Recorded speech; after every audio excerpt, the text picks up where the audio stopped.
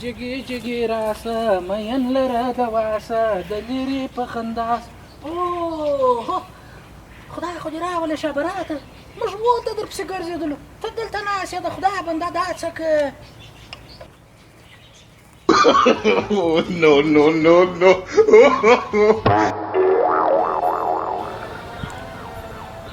خدای دې خیر کړي شه براته وروره، ولې داسې په سوچو کې ناست یې؟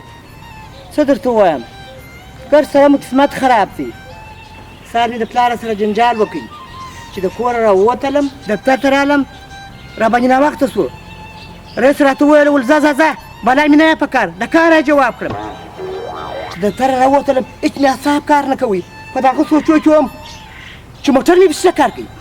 اوس مې د ځان موبیل لپاره په دا بوتل کې ځار واچول، هغه بیا تا وڅښله.